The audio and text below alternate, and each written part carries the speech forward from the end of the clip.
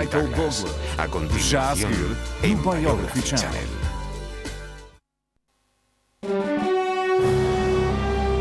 Descobrindo Michael Douglas.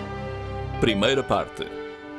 E ninguém me tinha falado de beijos à francesa. Era uma coisa... De que não se tinha falado? Pois, o que é isto? A ganância alguma vez é boa? David, nem calculo o número de banqueiros que ao longo dos anos têm vindo ter comigo, já embriagados em restaurantes, a dizer: foi você quem me fez escolher a minha profissão. A ganância é uma coisa boa. Eu só lhes digo que era o mal da fita. As pessoas tinham inveja de si ao lerem que tinha ido para uma clínica devido ao seu vício do sexo. Foi mesmo por isso? Não. Eu gostaria de ter entendido o que é o vício do sexo. A maioria das pessoas quer tê-lo. Eu sei. Qual é o segredo para ter um ar presidencial? Ter chumaços suficientes nos ombros. Geralmente são tanto maiores do que deviam e salienta-se, o que realça os ombros. Foi bom ouvir as pessoas tratarem por Sr. Presidente todo o dia durante algumas semanas?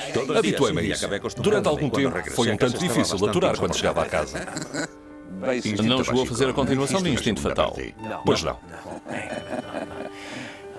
Tirei as calças uma vez e bastou. Foi amor à primeira vista? Tinha tomado uma bebida. E mais tarde, nessa noite, após alguns festejos, disse-lhe que queria ser o pai dos filhos dela. Se bem me lembro, ela respondeu qualquer coisa como: ouvi falar muito de si, Michael, e também vi muito. E é bom saber que era tudo verdade. Boa noite.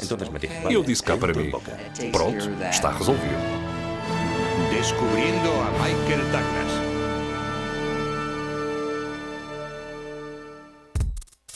Michael Douglas não se presta a uma definição rápida e fácil. Muitas vezes o público tem tendência para confundir o Michael Douglas real com os papéis que ele desempenha no cinema, seja o marido que tinha casos com outras em Atração Fatal, seja o detetive moralmente confuso em Instinto Fatal, seja o magnata moral em Wall Street. Mas não há confusão acerca do atual lugar de Douglas. O seu percurso de 25 anos, que iniciou quando era um rapazinho de colégio de calções em Manhattan, é uma maravilha para contemplar. Ele passava o tempo de uma costa à outra. Vivia com a mãe na costa leste e passava os verões a trabalhar com o pai Kirk como moço de recados ou figurante. Kirk Douglas projetava uma longa sombra sobre a carreira de Michael, mas isso começou a mudar em 1976, quando este ganhou um Oscar como produtor do filme Voando sobre um Ninho de Cúpulos. Agora tinha uma identidade nítida. Já não era conhecido apenas como o filho do seu pai. Em 1987 ganhou um segundo Oscar, desta vez como melhor ator pelo seu papel em Wall Street. Na vida privada, o casamento com Deandra Looker acabou em divórcio ao fim de 19 anos. Mas em 1998, uma ida ao Festival de Cinema de Deauville, em França, possibilitou-lhe iniciar uma nova vida. Foi lá que conheceu a belíssima atriz galesa de cabelo escuro e olhos castanhos, Catherine Zeta-Jones. O namoro foi rápido e sem rodeios. Casaram em novembro de 2000 e têm um menino chamado Dylan Michael Douglas. Sempre que podem, vão para a herdade de Douglas em Maiorca. Foi lá que falámos com Michael. Há quanto tempo está aqui, Michael? Estou em Sestaca há quase 10 anos. Mas venho a Maiorca há quase 20. Foi a minha ex-mulher, Deandra, quem me deu a conhecer isto. E assim vínhamos para aqui todos os verões. Gosto muito disto, especialmente deste lado da ilha. É a Costa Norte. Toda a gente pensa em Maiorca como sendo um enorme refúgio para turistas. Mas este lado da ilha é muito tranquilo, de uma beleza flagrante, e eu gosto muito. E tem um belíssimo ambiente. Há vinhas ali? Sim. Cultivamos as nossas videiras e fazemos o nosso vinho. Esta noite eu talvez o convença. Veremos o que acontece, mas Já estou convencido. tem resultado muito bem. Não o vendemos, só o consumimos. Fazemos um bom trabalho. É excelente. Michael, com uma paisagem maravilhosa como esta, um novo casamento feliz, um filho, filmes como Ninguém Sai Ileso, a render mais de 100 milhões e assim por diante, a sua vida parece ser bastante boa. Crê que esteja na altura mais feliz da sua vida? Eu diria que sim. Desde luego. Solemos dividir nuestra vida. Eu divido a vida em carreira e em vida pessoal. Por vezes sentimos satisfação no trabalho e por vezes com a família ou com aqueles que nos são queridos. Não me ocorre outra altura em que este equilíbrio fosse tão bom. Creio que da segunda vez será um pai diferente do que foi da primeira. Sim, passaram 22 anos desde que nasceu o meu primeiro filho, Cameron. Desde que nació Cameron, mi primer hijo. Y mi carrera era muy diferente. Nessa altura eu tinha outras funções na minha carreira. Creo que uno E está como era mais novo, só pensava em obsesionado con su alcançar carrera certos al principio de objetivos. su vida profesional. Com a idade, tornamos-nos mais pacientes, sabemos escutar melhor Es cuando por fin se tiene más paciencia e podemos sabes apreciar escuchar. melhor o que é ser pai. Es el momento de poder Já não nos sentimos ya no assoberbados. estás desbordado. Penso que serei muito melhor da Creo que segunda se me vez. dará mejor la segunda vez. Voltamos ao princípio. A 25 de setembro de 1944, de que você de certo já não se lembra muito. A sua mãe escreveu, quando era bebê, o Michael nunca sorria nem ria muito. As pessoas mexiam as orelhas, faziam caretas ou emitiam ruídos esquisitos e só ocasionalmente eram recompensadas com um sorriso aberto. Mas quase sempre ela olhava para o mundo com um semblante sério e pensativo. Você era mesmo assim? ¿Qué piensas? ¿Eres así o no? A minha mãe deve lembrar-se melhor do que eu. Hace poco tiempo, Há pouco mi tempo madre veio vino a visitar-nos. para ver a Dylan, nuestro bebé. O nosso filho, Dylan, mexe as mãos assim muitas vezes. No Talvez sé si venha a ser será director de maestro. orquesta o qué, pero siempre mueve las manos así. E isto preocupava-me um pouco. No sabía si tenía algún problema o no. E até receei que o menino tivesse algum Pero mi madre problema. me dijo, no, no. Mas a minha mãe disse-me que eu era exatamente assim quando era pequeno. Lo hacías Estava todo el tiempo. sempre La a fazer genética es isto. asombrosa. Uma outra coisa espantosa da genética é que muitas vezes eu ponho o polegar entre os outros dedos. Y creía que Eu era sempre un tinha pensado que era um había tique que tinha aprendido en apanhado. alguna parte. Mas há alguns anos reparei que o meu pai fazia o mesmo. Lo hace también. E quando Dylan tinha um dia de idade, Catherine y yo lo miramos. vi que tinha o polegar entre os outros dedos. Isso é incrível. Pequenos trejeitos bizarros da genética. Você chama-se Michael Douglas, mas a sua família começou por ter o apelido Danilovich, depois Dembski, 3 etapas até ao apelido Douglas. Por que foi? Por o seu pai ser russo? Correcto. Exato. La familia de Kiev, la rama de mi padre, A família do lado do meu pai é da la Bielorrússia, antigua Rusia, que já foi y Rússia, emigraron a los Estados Unidos en 1914. e emigrou para os Estados Unidos em Kiev, que 1914. originalmente se llamaba Isur, O meu pai, cujo nome original era Isur, nasceu em 1916. Progrediu rapidamente e quis ser pronto quiso ator. hacerse actor. Frequentou a Completó universidade sus estudios e a superiores seguir luego foi se para a matriculó en la American Academy of Americana de Dramatic Arte Arts Dramático de Nova York. Mi Ao madre, mesmo que tempo, nació en las a minha mãe, Bermudas, estuvo que nasceu nas escolarizada Bermudas, en la isla de White. estudou na ilha de White. Ela também sonhava ser atriz. E a su vez E foi à também Academia frequentou a Americana de American Arte Academy of Dramático. Dramatic De modo que em Arts. Nova Foi York assim que es se donde conheceram numa conocieron. escola de teatro de Nova York. E assim E es o como resultado mi hermano disso Joel foi o meu y irmão yo Joel e eu. estamos aqui. Foi um casamento em tempo de guerra e tudo mais. Foi. Sí, aunque Conheceram-se na escola. Cuando estudiaban, Kirk se alistó en la O Marina meu pai foi para a Marinha, y embarcó trabalhou en un num buque caça-submarinos, cazasubmarinos. frequentou a Mi universidade. madre cuenta unas historias A magníficas minha de mãe cuando fue conta a coisas despedirse de él en maravilhosas San de ir Diego. despedir-se dele a San No Diego. conseguían sacar el barco Mas del eles estavam puerto. tanto receosos porque não El conseguiam capitán sair era do porto. incapaz de maniobrar el barco para sacarlo del puerto y se pusieron bastante nerviosos. O comandante não conseguia fazer o barco sair do porto porque os pôs um tanto nervosos. lanzando cargas de Cerca de profundidad 4 para meses submarinos, depois, quando su estavam a propio barco ensaiar saltó cargas por de los profundidade aires. para atingir Se volaron a sí submarinos, mismos. causaram Mi uma padre explosão no sufrió barco. heridas O meu internas. pai sofreu Así ferimentos que le internos concedieron e la foi licencia retirado do absoluta del exército. ejército. Então foi fogo amigo. Foi. Ou o que quer que lhe chamem. E o seu irmão Joel é 2 ou 3 anos mais novo. 2 años y medio. Tem menos 2 anos e meio do que eu. Tengo entendido por lo que dice E a sua mãe contou que, quando o bebê nasceu, você disse: não, mamãe, não, mamãe. Pero poco después lo Mas que protegía pouco depois já gostava muito dele. Julgo que, casi siempre es inicialmente, difícil aceptar a los hermanitos o nuevos. miúdo sinta sempre dificuldade em aceitar a chegada de um irmão, mas como é mais velho, tende a sentir-se muito responsável por ele. E penso que aconteceu o mesmo comigo. Bem, na verdade, ela contou que você era muito responsável quando iam à praia, que cuando ibais a la pois playa, censurava le reñía por si dejaba deixar que o yo seu irmão ir se para acercase muito mucho perto al da agua. água. A sério? Mas ela escreveu que ainda você era muito novo e o casamento dos seus pais já apresentava sinais de problemas e viu-os a discutir e tudo mais. Presumo-se que fosse um período difícil e atualmente talvez se recorde mais nitidamente disso. Claro que sim. Eles divorciaram-se quando eu tinha 5 anos. Antes disso, quaisquer que fossem os conflitos entre eles, eu tinha aprendido a abafar as emoções. Algo que julgo que proviesse do meu lado inglês. O meu pai era muito russo e arrebatado, enquanto que a minha mãe tinha tendência para ser mais reservada e para abafar as emoções. Mas depois deles se divorciarem, eu e a minha mãe mudámos para Nova York. Lembro-me da primeira vez que o meu pai veio visitar-nos. Quando entrou, beijou-a na face. Lembro-me de que comecei a chorar, pois estava muito receoso do que pudesse acontecer. Tive muita sorte. Procurei fazer entender a outros pais divorciados que se se derem bem diante dos filhos, quase tudo se resolve. São as embirrações, a animosidade e a tensão continuada que afetam a vida dos filhos. Portanto, como se dizia na década de 60, você é um caso clássico de mais vale dois pais separados, mais felizes, do que dois pais juntos, mas sempre sob tensão. Sem dúvida.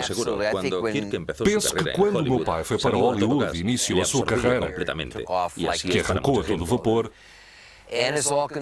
foi-lhe muito difícil equilibrar a vida familiar com a vida profissional. E creio que isso o afetou durante muitos anos. Você frequentou a escola. Em relativamente poucos anos, viveu em 4 ou 5 casas entre Nova York, New Brunswick e Los Angeles, não foi? Cresci em Nova York. Vivi lá há alguns anos. A minha mãe trabalhou com contrato em Hollywood durante um ano. Vivemos lá um ano e quando voltámos ela casou novamente com um bom homem, William Darridge, e mudámos-nos para Connecticut. Foi lá que eu cresci. Era uma existência muito sã e nada hollywoodesca. Julgo que tenha ajudado muito a manter a minha vida em ordem. A sua mãe era atriz. Isso fez passar por uma terrível experiência em setembro de 1950, quando a senhora que cuidava de si o deixou ver a sua mãe em direto na televisão. Bem, Quando ela chegou a casa, você ficou aliviado por ela estar viva. passei por algumas experiências assim. A minha mãe entrava num programa televisivo. Lembro-me de que havia um avião que caía e nós estávamos um tanto confusos com tudo aquilo. Mas o teatro e o cinema eram das poucas oportunidades de igualdade que as mulheres tinham. E a sua mãe contou que, no início da década de 50, uma vez viu-a cochear no corredor e perguntou-lhe o que estava a fazer. Você respondeu que estava a imitar o velhote do andar de baixo. E ela pensou, ele também quer ser ator. Bem, na altura eu não sabia, mas já queria, sim. Só muito depois disso se manifestou e comecei a representar a série. Mas não o planeou imediatamente. Se não se tivesse tornado ator e produtor, o que teria sido? Decidi muito tarde. Pensei em ser atleta profissional, mas não estava escrito que seria isso. Porém, eu não sabia. Só sabia que, como a minha mãe e o meu pai eram atores, eu seria ator. Muito mais tarde, você disse que poucas pessoas cujos pais são atores conseguem impor-se no cinema. Vendo em perspectiva, é verdade. Não há muitos filhos nem filhas de atores ou músicos famosos que sejam também famosos. Por vezes, a filha de um homem famoso torna-se famosa, mas são poucas. Isso faz-me sentir orgulho no que sou. Houve uma altura, em 1955, em que teve de voltar para Los Angeles. Disse há pouco que não ter sido educado somente em Los Angeles talvez fosse uma bênção, mas em Nova Iorque, como era bom aluno, ficou numa turma de rapazes mais velhos e acabou por dar-se com más companhias, como se diz. Bem, não sei. Com blusões de cabedal, penteados a Elvis Presley. Eu era um miúdo de 11 anos, numa escola particular de Nova Iorque. Usava calções de flanela cinzenta, piugas até aos joelhos, um bonezinho e casaco. Então fui para um liceu, mais ou menos como no filme West Side Story. Havia lá membros de bandos e tudo. Eles tinham 13 e 14 anos e eu procurava ser como eles. Na nossa turma, havia uma rapariga já crescidinha que tinha engraçado comigo.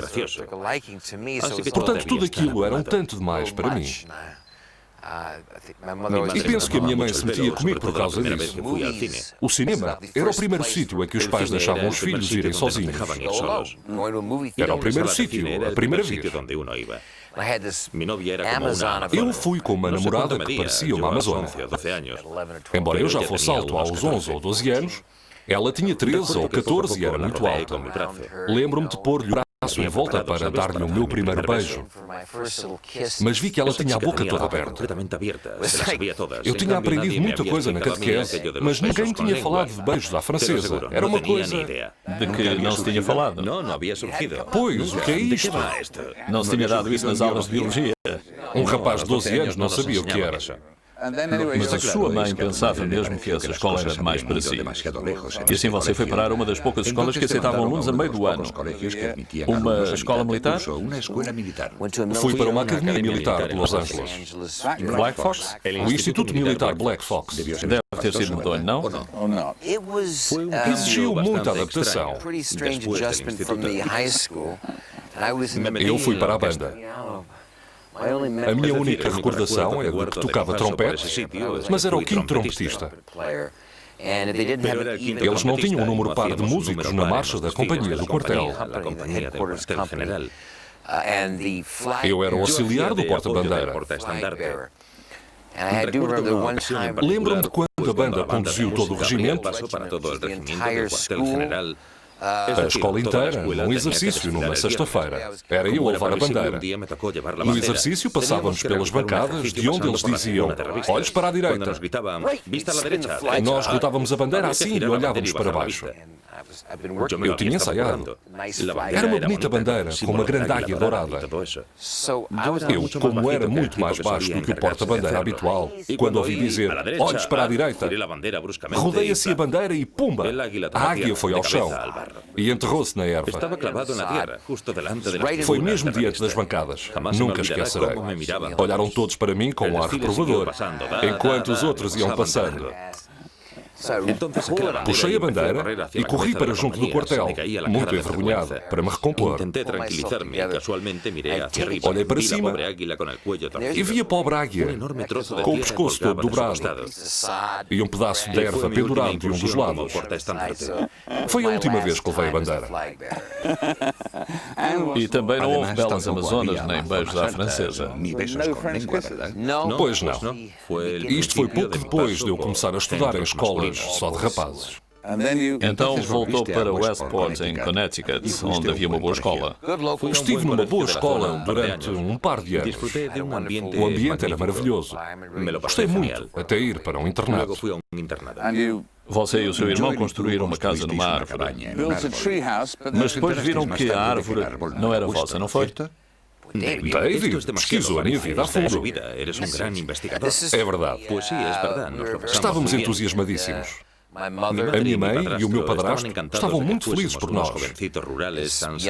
Miúdos saudáveis que viviam no campo, estarmos a fazer algo de construtivo. Mas a árvore não era nossa. Isso é verdade. Um dia, o vizinho bateu à nossa porta e explicou educadamente as normas do direito de propriedade. Mas consta que depois ele redoou a árvore, portanto tudo acabou em bem. Então, após 2 anos lá, e isto é uma citação gloriosa, pois a maioria das pessoas dirá que gostaria de ter tanta sorte na vida, o conselheiro orientador disse à sua mãe que você estava a ser alvo de muita atenção feminina agressiva. Isso deve ter sido terrível. Era difícil. Mas alguém tinha de lidar com isso. Alguém tinha de lidar com isso. Penso que, como eu era um chamado rapaz tardio, todas elas me consideravam engraçado. Eu ainda não tinha crescido tudo e talvez fosse inofensivo. Mas tinha um problema com as hormonas e procurava equilibrar a minha nova vida social com a vida académica. Mas acabou por ir para Choate e depois para a Universidade da Califórnia, em Santa Bárbara. É verdade? Foi aí que viram que era um rapaz tardio. Mais ou menos. Era a primeira escolha que eu fazia depois de ter frequentado as escolas da Costa Leste. E a primeira vez que pensava em ir para uma escola da Ivy League. Mas depois senti-me descontente e pensei que tinha de mudar. Qual era a maior mudança que me ocorria? Não sei como é a Inglaterra, mas os conselheiros universitários são um tanto como agências de viagens. Têm uns folhetos em que mostram diversas escolas. Um dos folhetos dizia Universidade à beira-mar. Não tinha imagens dos edifícios, nem da escola, nem de nada. Só mostrava um sujeito a caminhar numa praia com uma prancha de surf e 2 raparigas com fatos de banho de 2 peças. Em 1963, fatos de banho de 2 peças eram um fenómeno na Costa Leste. Creio que disse, vou para lá. Estava-se no auge do sistema da Universidade da Califórnia e foi uma grande experiência. E quanto tempo ficou na Universidade da Califórnia? Eu estava abrangido pelo plano dos 5 anos. Estive lá 1 ano. Depois, aconselharam-me a tirar 1 ano de folga. Eu não estava a levar o curso muito a sério. A seguir voltei e concluí o curso. Como foi que iniciou uma carreira no cinema e no teatro? Voltei para Nova Iorque e comecei a trabalhar, a prestar provas. Já partilhavam um apartamento com o Danny DeVito. Quase. Tinha conhecido o Danny no Teatro de Verão. Ele estava na American Academy, a mesma escola que os meus pais tinham frequentado, e tornámos-nos amigos. Pouco depois de irmos para Nova Iorque, alugámos um quarto. Prestámos provas para papéis e peças fora da Broadway e na Broadway. E por fim, tivemos a oportunidade de trabalhar na CBS Playhouse, o que me levou à Califórnia. Que efeito teve em si, na década de 60, a Guerra do Vietnã? Participou em manifestações? Sim. Toda a experiência da Universidade da Califórnia em Santa Bárbara, de 1963 a 1968, 1969, foi um período incrível, devido à guerra e também em termos de cultura, de música e tudo mais. Alguns dos nossos primeiros esforços no teatro, o chamado teatro de guerrilha, eram sobretudo perturbar aulas. Entrávamos nas salas de aula, levando uma arma com cartuchos sem bala, saquinhos de sangue e outras coisas, e encenávamos uma morte a tiro. A seguir dizíamos rapidamente, isto está a acontecer neste preciso momento. Procurávamos fazer entender o que se passava no Vietnã e saíamos a correr antes que a polícia da universidade nos apanhasse.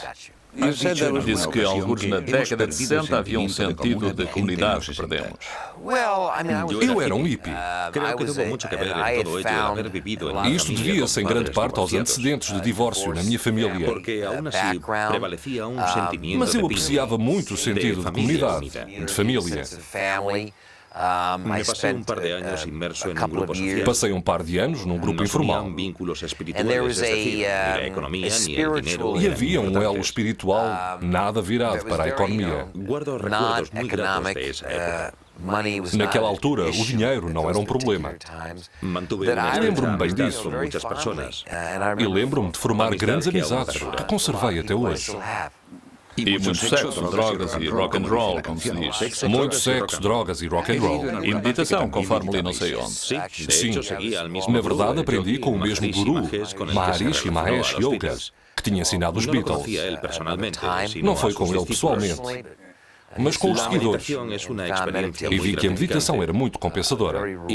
Ainda procuro fazê-la de vez em quando. A sua mãe escreveu acerca do seu pai que o êxito significava tanto para ele que, de certo modo, era uma coisa desesperada. Herdou um pouco desta característica? Creio que sim. Como ele diz, tentámos sempre fazer um filme, um projeto juntos. E a história dele é a história clássica do pobre que se torna rico. Ele escreveu The Ragman's Son. O pai era um sucateiro, eles tinham começado do nada e ele construiu toda a sua carreira. Para a geração seguinte, de quem não tem de subir essa escada, como é que uma pessoa se define se desde pequena come com uma colher de prata? Portanto, por um lado, o êxito é uma coisa com que já se conta. Porém, poucas pessoas o alcançam. Mas julgo que herdei muita da energia do meu pai, sem dúvida. E muito do queixo dele. Não tanto como o neto dele. A sério? Meu Deus, ele tem-no. É espantoso, porque ele tem uma cova bem grande. O Dylan. Sim.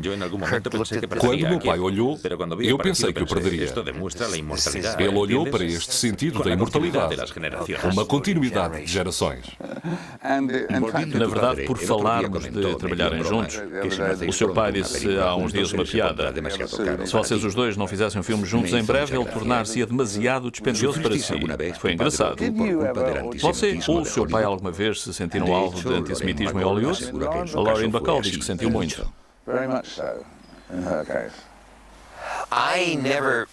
Eu nunca tinha percebido de onde vinha a fúria do meu pai. Diria que muitos dos seus papéis se caracterizavam por uma raiva e uma fúria que durante muitos anos alastraram à sua vida pessoal. Para mim, foi muito esclarecedor ler a sua autobiografia, The Ragman's Son, para entender que, em particular como judeu russo branco, como alguém que podia ser confundido devido ao seu ar de protestante anglo-saxónico louro, ele tinha ouvido dizer coisas e participado em coisas que o tinham enchido de raiva. Isso teve mesmo efeito. Julgo que tivesse um forte efeito nele. Muito recentemente, quando foi à Alemanha receber um prémio, ele disse que não podia perceber o que estava a fazer como judeu em Berlim. Percebe-me? É nítido que, nesse momento, ele se lembrou do Holocausto. Sim, mas também o ouvi dizer algumas coisas interessantes. Pois ele conheceu uma mulher de cujo nome não me lembro, tal como muitos alemães que arriscavam a vida, ou pela linha subterrânea a ajudar judeus a fugir, ou a protegê-los. E aí, ele começou a entender que isto era uma parte do motivo do seu regresso. De facto, ele disse uma vez à sua mãe: "Tu és feliz." A diferença entre nós está aí. Temos antecedentes e pontos de vista muito diferentes. Tu és feliz a menos que aconteça alguma coisa que te faça infeliz, mas eu sou infeliz com os momentos de felicidade. É o que o Kirk disse. Como é você, Michael? Penso que saio mais à minha mãe. Sou positivo por natureza. Penso que o que o meu pai dizia era verdade. Ele dizia à minha mãe: "Está tudo bem, Dill, tudo corre bem. Tudo estava sempre bem." O que para mim é uma característica inglesa encantadora. Por vezes vai demasiado longe, mas tudo vai bem, tudo vai lindamente. Para a frente é que é o caminho. Ele era uma alma mais soturna. Eu creio que saí mais à minha mãe. Uma vez disse que, quando começou a representar, se censurava como ator, porque com os gestos que fazia, talvez fizesse lembrar o seu pai. of ¿Es your cierto? father. ¿A qué te referías? É verdade? Que tipo de gestos eram? Ele tinha aquela fúria.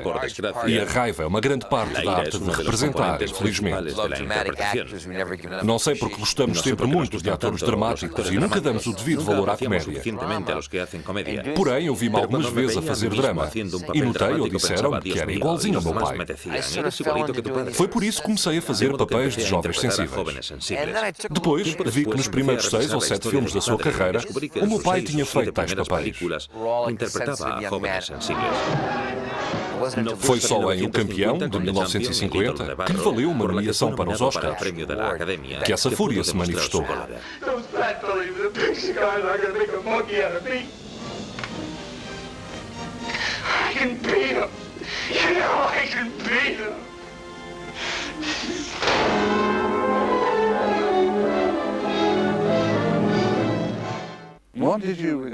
Para si, qual foi a primeira grande oportunidade em termos de cinema? Foi Hail Hero ou... Hail Hero foi o meu primeiro filme e foi um desastre. Mas fiz 3 ou 4 filmes. Trabalhei na CBS Playhouse, assinei um contrato com eles, fiz 3 filmes e depois pensei em fazer séries televisivas. FBI, Centro Médico. Então recebi a proposta para entrar em Ruas de São Francisco.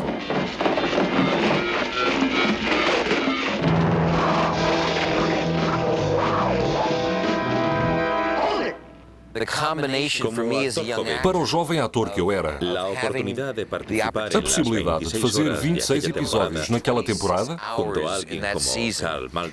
combinada com trabalhar com alguém como o Karl Malden, fez-me ganhar disciplina e entendimento.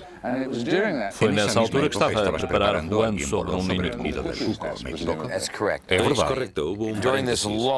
Durante o compasso de espera, antes de Ruas de São Francisco, o meu pai queria vender o Voando sobre um Ninho de Cucos.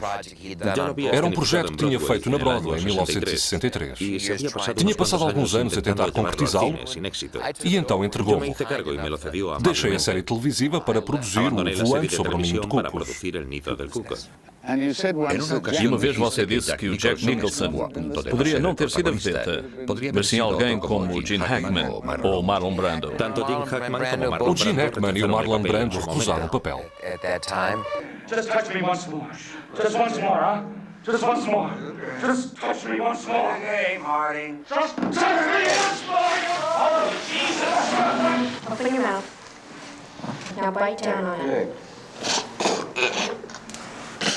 Here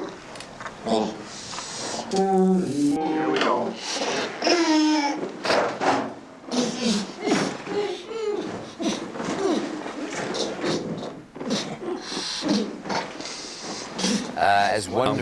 Embora o Jack seja prodigioso, naquela altura ninguém pensaria em escolhê-lo para aquela personagem agreste, do tipo McMurphy.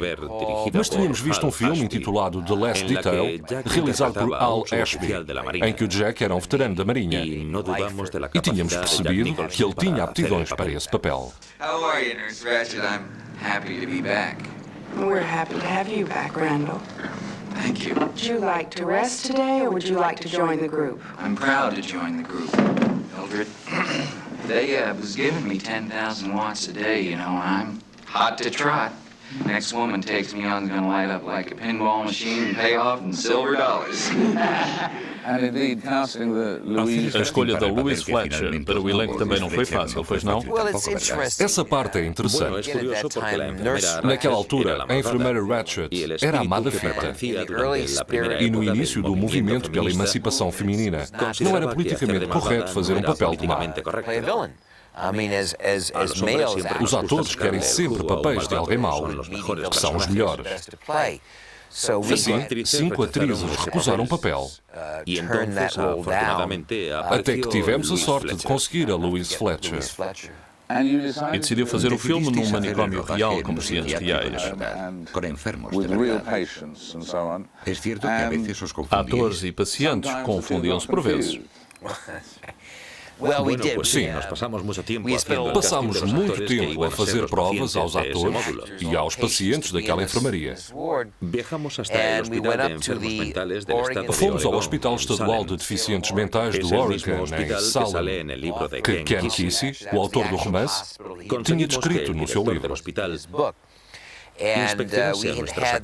Pedimos ao diretor do hospital que visse o nosso elenco e nos descrevesse o tipo de problemas mentais que alguns daqueles atores poderiam ter. Por seu turno, eles participavam em sessões reais de terapia em grupo. Alguns entusiasmaram-se. Lembro-me de que um dia o Jack chegou ao ensaio um pouco atrasado. Quando entrou, já estávamos a ensaiar. Parámos à hora do almoço. O Jack tinha entrado e eu vi-o sair, a abanar a cabeça. Eu era o produtor e perguntei-lhe o que se passava. E ele respondeu: "Quem são estes tipos? Eles não param. É hora do almoço. Aqui ninguém almoça. Eles não param." Tinha-se criado um mundo maravilhoso e mágico, que se refletiu nos Oscars, claro. De certo modo, digamos que o manicômio era uma metáfora razoável Para a sociedade. para a vida americana, para a sociedade americana. Sim, sim. Penso que a grande popularidade do livro, sobretudo na minha geração, na universidade e tudo mais, se deveu a terem chamado o conluio. Era o manicômio e o regulamento refletia o que a sociedade era. Vítimas de um matriarcado, diz o Jack a certa altura. Ele dizia algumas verdades acerca das mulheres. Uma que nunca esqueci era: as mulheres são mais espertas do que nós, mas não jogam lealmente. En el año 79 desarrollaste otro proyecto. O seu grande projeto seguinte, em 1979, foi não só produzir, mas também contracenarem o Síndrome da China.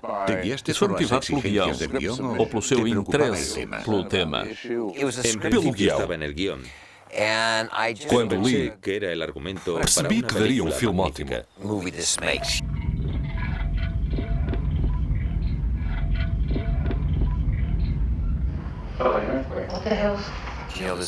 Era uma máquina incrível, cheia de poder.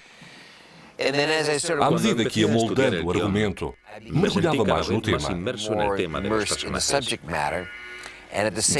Como a Jane Fonda estava no mesmo estúdio a desenvolver a história de Karen Silkwood, eles decidiram juntar-nos para trabalharmos nesta. Alteramos alguns dos papéis para que a Jane pudesse ser uma das personagens. Foi através da pesquisa que tomei consciência do tema do filme.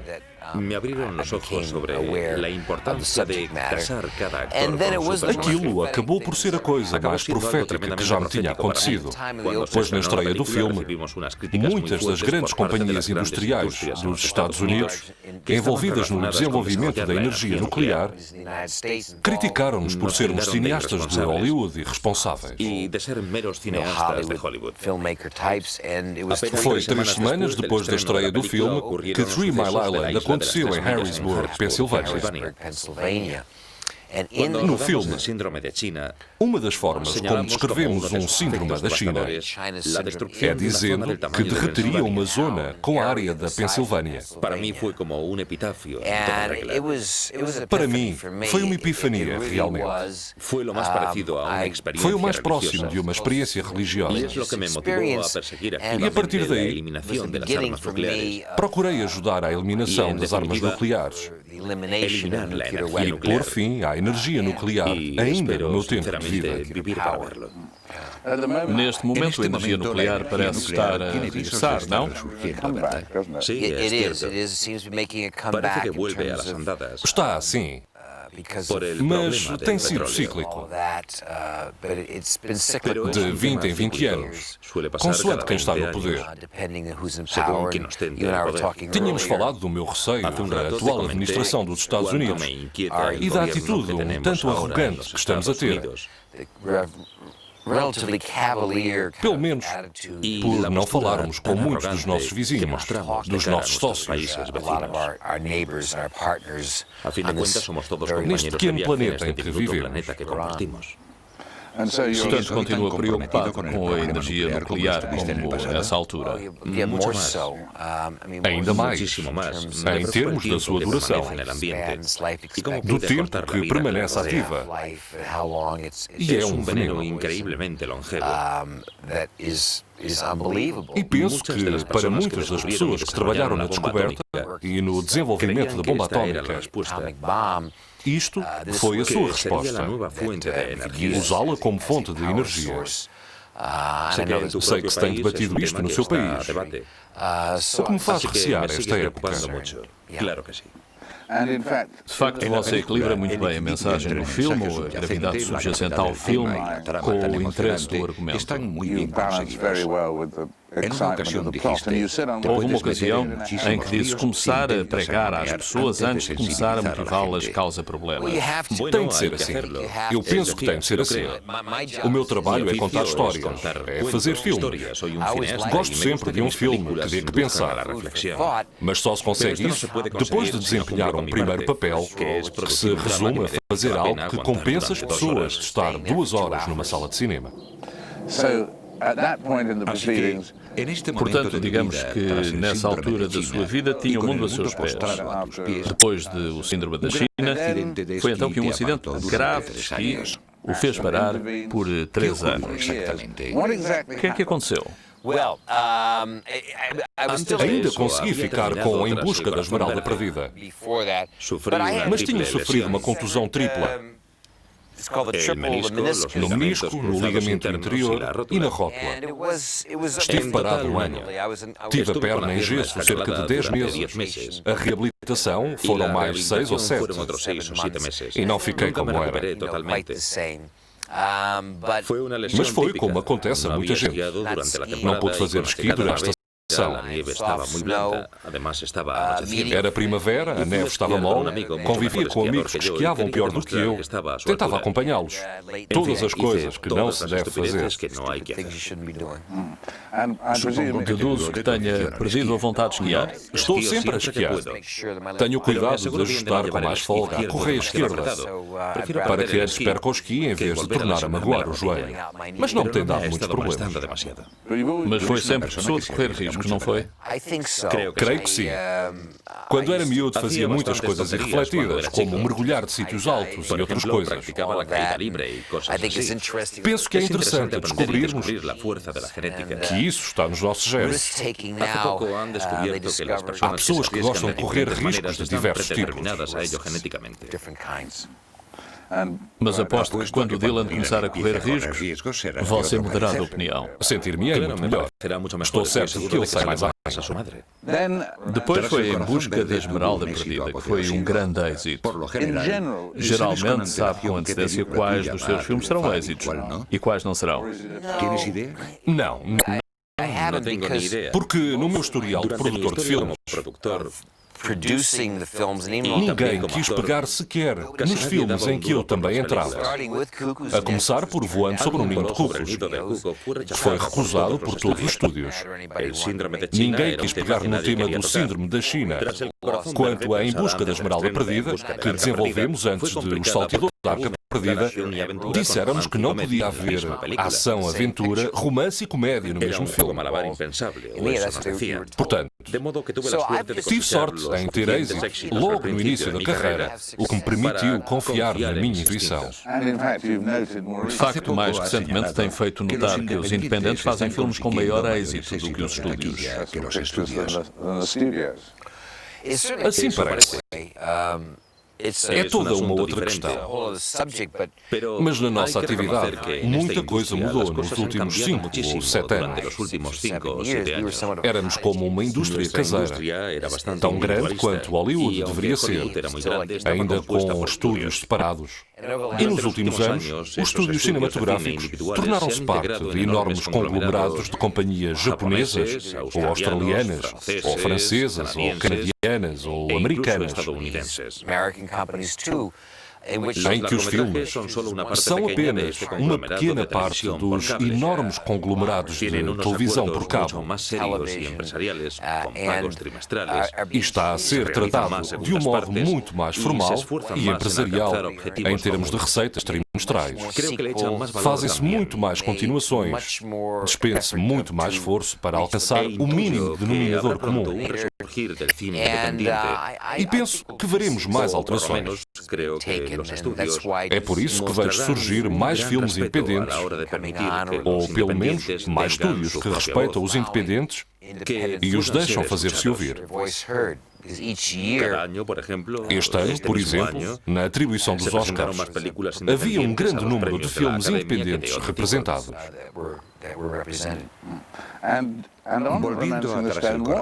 No filme Em Busca da Esmeralda Perdida, o que aconteceu com uma grua de 18 metros com o Danny DeVito e com um cartaz de anúncio ao filme?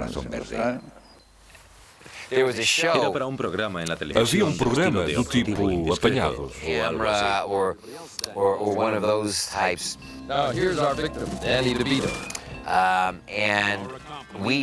Tivemos uma ideia que nos pareceu que ajudaria a promover o filme. Eu disse ao Danny que tinha tido uma grande ideia. Íamos fazer um cartaz e tínhamos de pendurá-lo numa grua.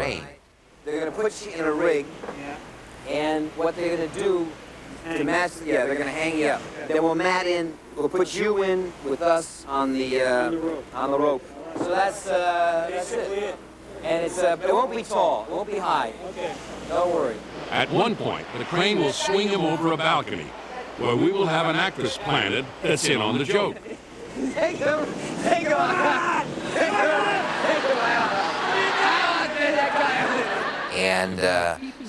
Montámos aquilo tudo, mas era uma partida.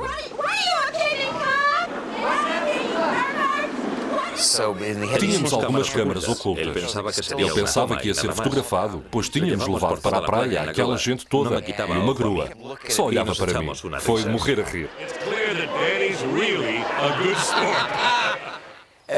Alguns anos depois, fiz um filme intitulado A Guerra das Rosas, com a Kathleen Turner e com o Danny, que era também o realizador.